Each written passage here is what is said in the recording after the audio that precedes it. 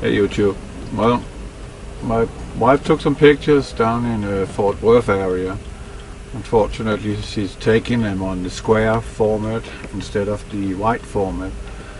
But as I showed you in Texas, when I was driving to El Paso, Texas seems to be hammered quite a lot here. And again, we got this Kimbo, and she's taking some more and some more, and as you can see, it looks pretty horrible, right? That blue dot up there is not blue Kashina, that is a lens flare. That is what we would call a sundog, but in reality it's not a sundog, it's the particulates that they are spraying that is creating a prism effect in 42 degrees and creating a rainbow effect, just like rain. So it is a liquid they're spraying, it's not a powder. So it's looking like that, and the pictures pretty much speaks for themselves. Honestly, it is horrible to look at. And then there's the picture I took in Sherman, Texas, and this picture in my world is speaking for itself.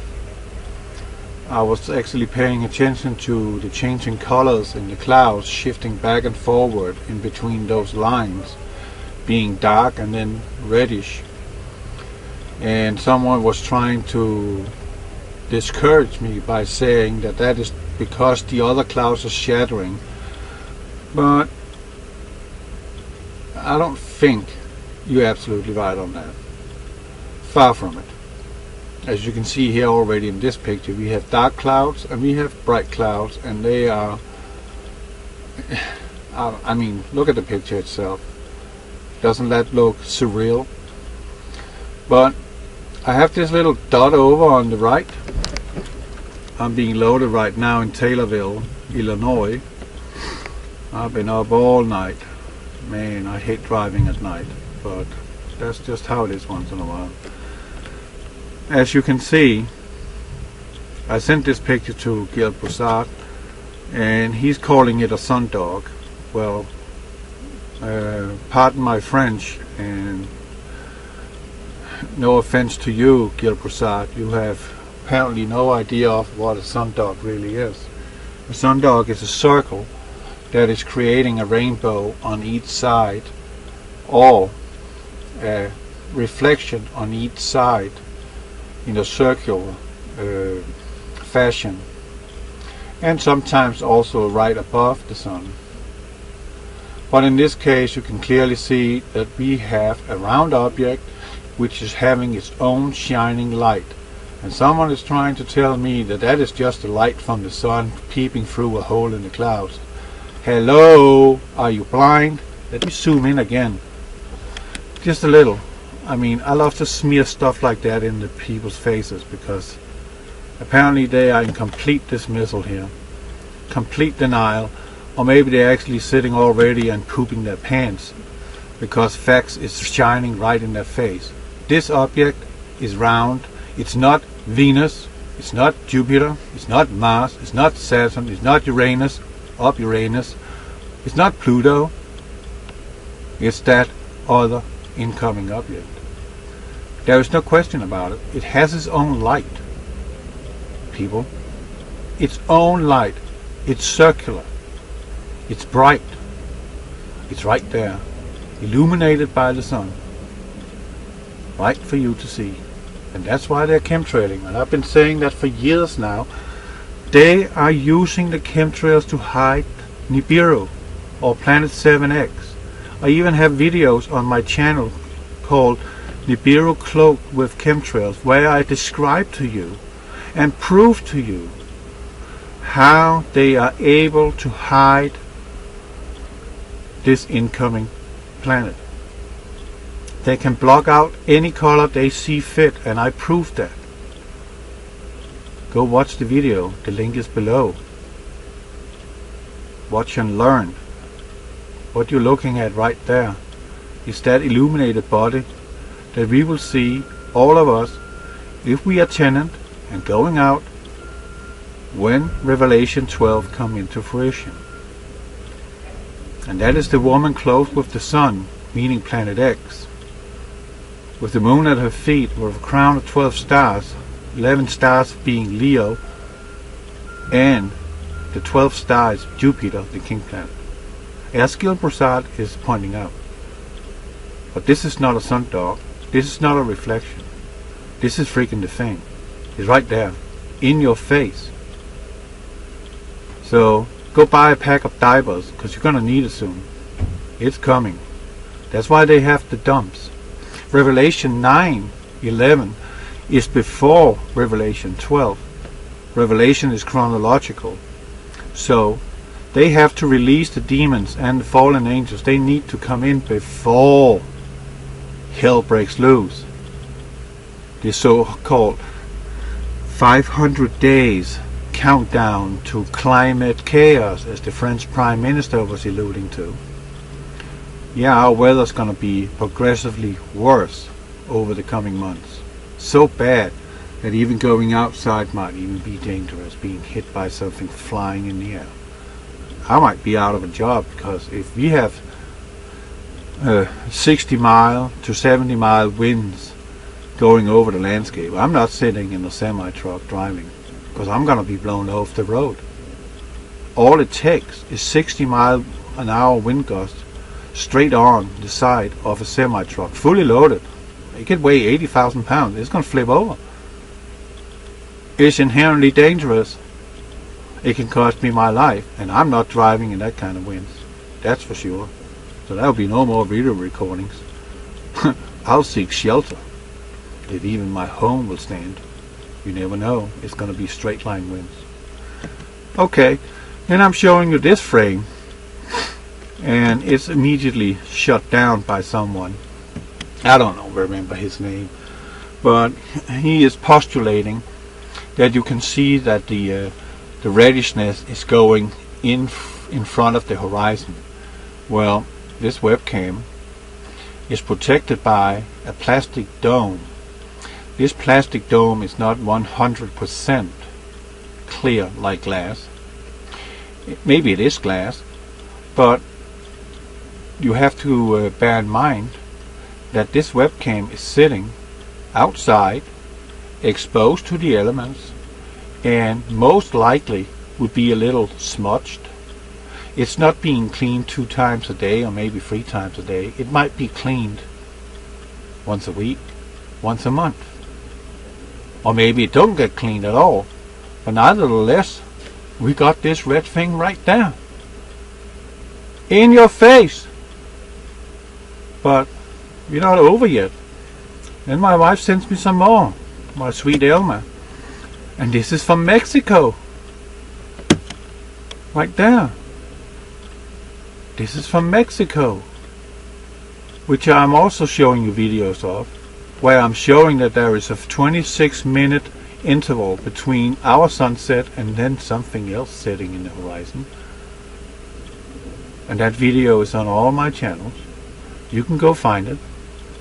And it's called, I think it's Puerto Vallejo, Second Sun in Plain Sight.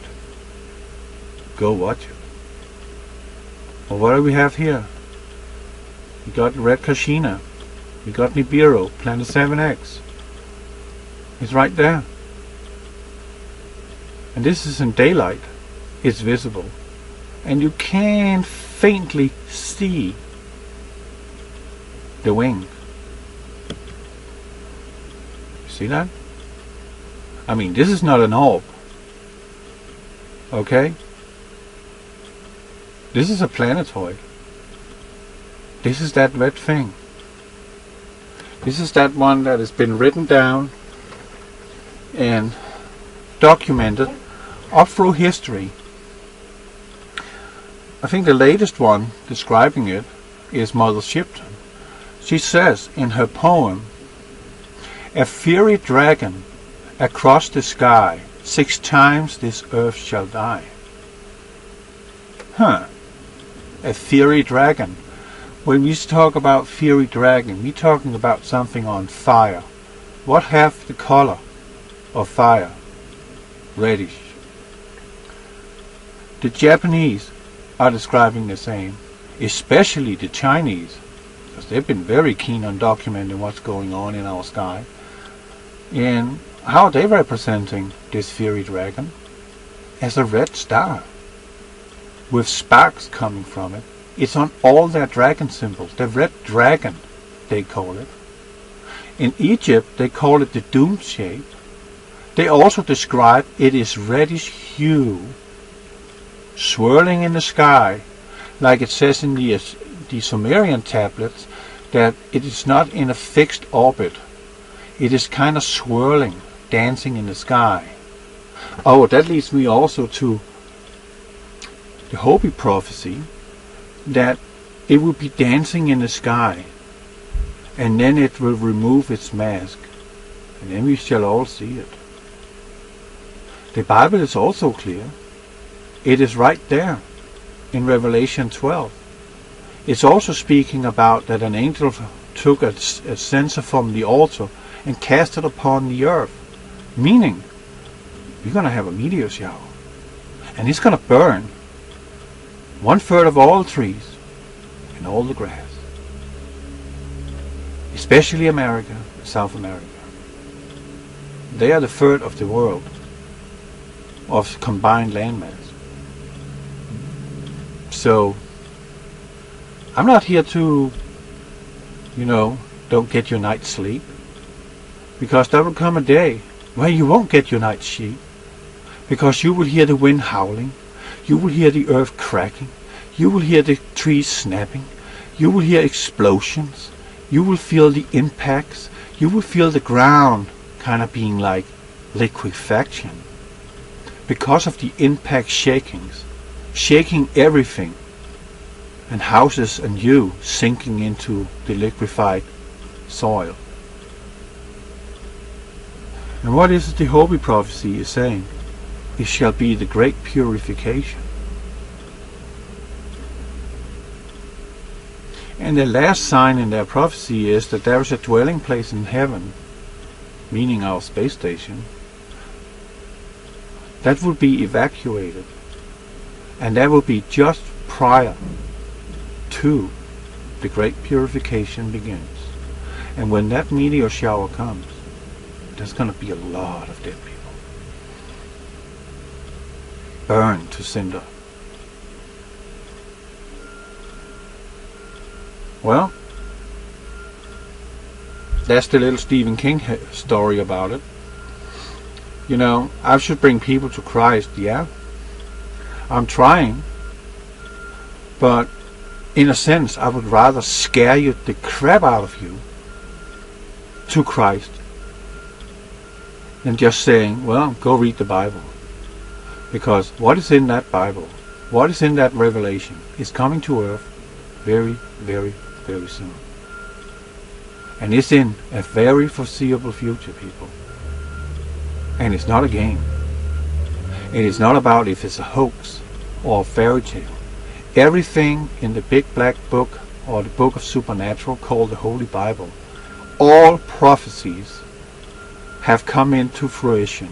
So don't you think that the rest of the prophecies that had not yet come to pass, don't you think they will come to pass? Just like all the other prophecies. I mean, 65% of the Bible is prophecy. It is a book that also is trying to teach you how to lead your life in a good, orderly fashion. Not being selfless, but being selfless. Raise up your heads. Lift your heads to the sky.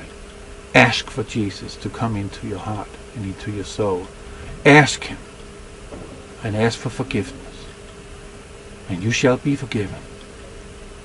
And you shall have everlasting life. Now that's something that is worth thinking about, isn't it? Because this thing up here, it ain't gonna go away just because you say, oh, I'm scared. No. It is coming, and it's coming, and it's coming, and it's coming, and it's gonna wreak havoc on our planet.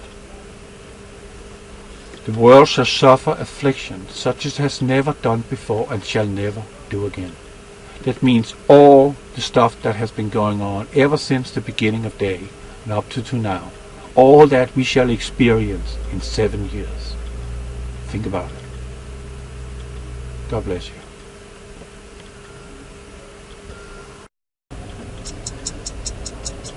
Hey YouTube. Well, my wife took some pictures down in the Fort Worth area. Unfortunately, she's taking them on the square format instead of the white format. But as I showed you in Texas, when I was driving to El Paso, Texas seems to be hammered quite a lot here. And again, we got this Kimbo, and on that, far from it. As you can see here already in this picture, we have dark clouds and we have bright clouds, and they are, I mean, look at the picture itself. Doesn't that look surreal? But I have this little dot over on the right. I'm being loaded right now in Taylorville, Illinois. I've been up all night. Man, I hate driving. Rainbow effect. Just like rain. So it is a liquid they're spraying, it's not a powder. So it's looking like that, and the pictures pretty much speaks for themselves. Honestly, it is horrible to look at. And then there's the picture I took in Sherman, Texas, and this picture in my world is speaking for itself. I was actually paying attention to the changing colors in the clouds, shifting back and forward in between those lines, being dark and then reddish. And someone was trying to discourage me by saying that that is because the other clouds are shattering. But I don't think you're absolutely right. And she's taking some more and some more, and as you can see, it looks pretty horrible, right? That blue dot up there is not blue Kashina. That is a lens flare. That is what we would call a sundog, but in reality it's not a sundog. It's the particulates that they are spraying that is creating a prism effect in 42 degrees and creating a